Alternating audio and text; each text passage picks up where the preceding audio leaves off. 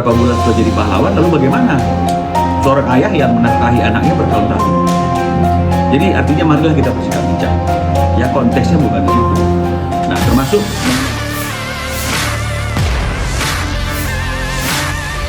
sekarang kita udah waktunya pulang. Kita akan pulang masih bersama kesayanganku, ini bersama Presenter Ruben Onsu kembali menjadi perhatian publik setelah dikabarkan kesulitan bertemu anak-anaknya yang berada dalam pengasuhan Sarwenda selama sekitar 6 bulan terakhir. Di sisi lain, pihak Sarwenda menyebut Ruben sudah tidak memberikan nafkah sejak akhir 2025. Bantuan terakhir yang diberikan disebut berupa biaya pemeliharaan dan pendidikan anak. Menanggapi hal tersebut, kuasa hukum Ruben, Minola Sebayang, menyatakan kliennya merasa tidak nyaman karena haknya untuk bertemu anak-anak belum terpenuhi. Menurut Minola, Ruben merasa kecewa atas situasi tersebut.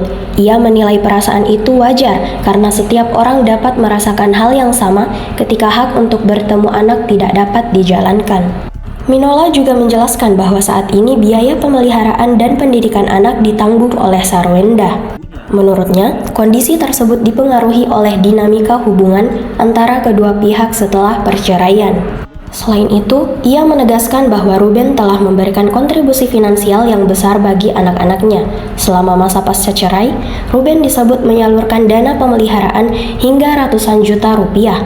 Namun, pembayaran itu terhenti karena ia belum dapat bertemu dengan anak-anaknya selama 6 bulan terakhir. Minola berharap kedua pihak dapat menemukan solusi terkait hak pertemuan dan pembagian waktu bersama anak. Ia menilai masalah tersebut dapat diselesaikan melalui komunikasi yang baik demi kepentingan terbaik bagi anak-anak. Ingin memberikan jawaban atas bahwa S tidak pernah menghalang-halangi, ya. Jadi kata kuncinya adalah menghalang-halangi. Kita tidak pernah mengatakan bahwa S itu menghalang-halangi, ya. Kalaupun ada, mungkin itu hanya salah pengucapan. Jadi kita secara tegas tidak pernah menyatakan S itu menghalang-halangi, ya, begitu tadi bahasanya, ya, menghalang-halangi. Kita hanya menyampaikan bahwa Ruben itu mengalami kesulitan,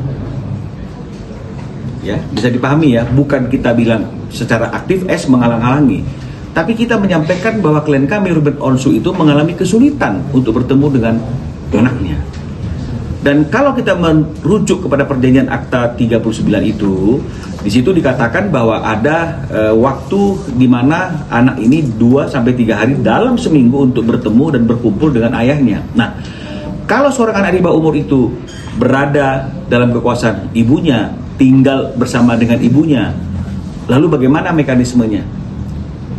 Bagaimana mekanismenya anak ini bisa datang berkumpul menemui ayahnya 2-3 hari? Ya.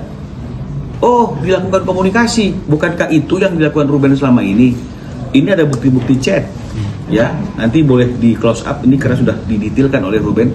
Bukti-bukti chat bagaimana rumitnya, bagaimana sulitnya dengan retorika kata-kata yang kemudian kita ngomongin anak, tapi dilarikan ke masalah nafkah begitu, ya, di sini, ya, masalah rumah, ya. Jadi artinya tidak pernah pembicaraan Ruben yang berkaitan dengan masalah anak seperti apa itu ditanggapi dengan satu pembahasan yang clear, ya. Jadi kalau dikatakan menghalang-halangi, ya tidak. Tapi faktanya klien kami mengalami kesulitan untuk bertemu dengan anaknya. Kalau memang tidak menghalang-halangi, ayo dong bantu dorong anak-anak untuk bertemu dengan ayahnya. Jadi jangan kita berlindung tanya anak-anak, jangan kita berlindung silakan komunikasi sendiri. Jangan kita berlindung dari retorika kata-kata seperti apa yang disampaikan oleh Ruben dalam bukti-bukti ini. Tapi harusnya secara aktif supaya tidak ada suatu kondisi di mana Ruben merasa dia tidak bisa bertemu dengan anaknya, ya didorong dong, clear masalahnya.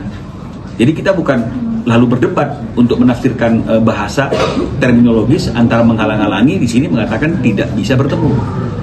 Ya, jadi ini yang kami perlu klarifikasi. Dan juga mengenai masalah nafkah, ya, artinya itulah yang kami harapkan, artinya bahwa S tidak perlu lagi mempersoalkan mengenai masalah siapa yang menafkahi anaknya. Itu kan anak mereka berdua, ya, bukan hanya anak Ruben, tapi anak mereka berdua.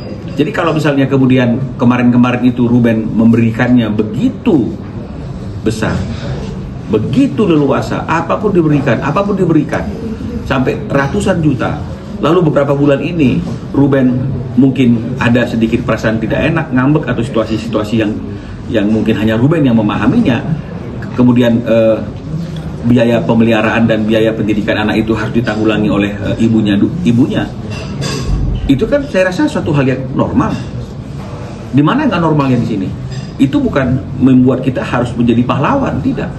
Kalau misalnya orang yang menafkahi anaknya beberapa bulan sudah jadi pahlawan, lalu bagaimana seorang ayah yang menafkahi anaknya bertahun-tahun?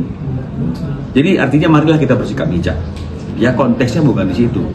Nah, termasuk mengenai masalah apalagi yang tadi dibahas. Download Tribun X sekarang. Menghadirkan lokal menjadi Indonesia.